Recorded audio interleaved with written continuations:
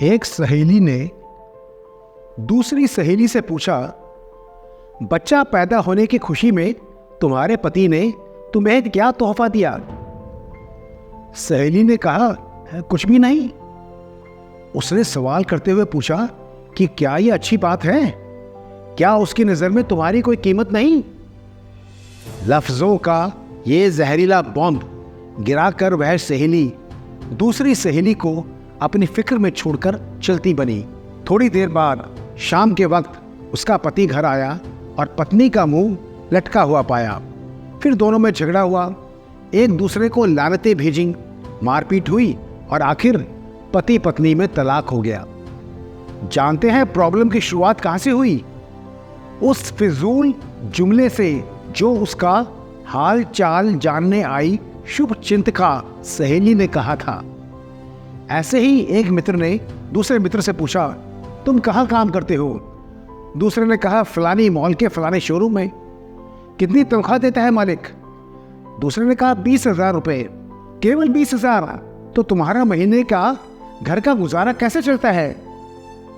दूसरे ने कहा, बस क्या बताऊं यार। इस लहजे ने यह बता दिया कि मुश्किल से ही चलता है। यह हाल चाल जानने वाली मीटिंग तो पूरी हो गई, पर दूसरा मित्र अपने काम से खफा हो गया, बेरुखा हो गया। इस बेरुखी के कारण काम छूट गया, बेरोजगार हो गया। ऐसे समय में जब बहुत नौकरियां नहीं निकल रही थीं। एक और बातचीत देखिए।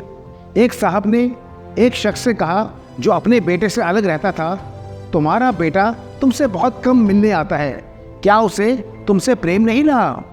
बाप ने कहा, बेटा ज्यादा व्यस्त रहता है, उसका काम का शेड्यूल बहुत सख्त है, उसके बीवी बच्चे हैं, उसे बहुत कम वक्त मिलता है। पहला आदमी बोला, वाह, पर क्या बात हुई?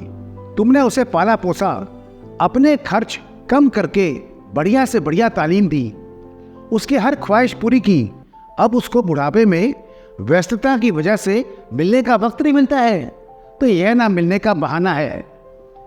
इस बातचीत के बाद बाप के दिल में बेटे के प्रति शंका पैदा हो गई। बेटा जब भी मिलने आता तो यही सोचता रहता कि उसके पास सबके लिए वक्त है सिवाय मेरे। याद रखिए, जुबान से निकले शब्द दूसरे पर बड़ा गहरा असर डाल देते हैं। बेशक कुछ लोगों की जुबानों से शैतानी बोल निकलते हैं। हमारी रोजमर्रा की जिंदगी में बहुत से सवाल हमें बहुत मासूम लगते हैं, जैसे तुमने यह क्यों नहीं खरीदा? तुम्हारे पास यह क्यों नहीं है? तुम इस शख्स के साथ पूरी जिंदगी कैसे चला सकती हो? वगैरह वगैरह। इस तरह के बेमतलबी फिजूल के सवाल नादानी में या बिना मकसद के हम पूछ बैठते हैं, जबकि हम यह भूल जाते हैं कि हमारे ये सवाल सुनने वाले के दिल में नफरत का बीज बो रहे हैं।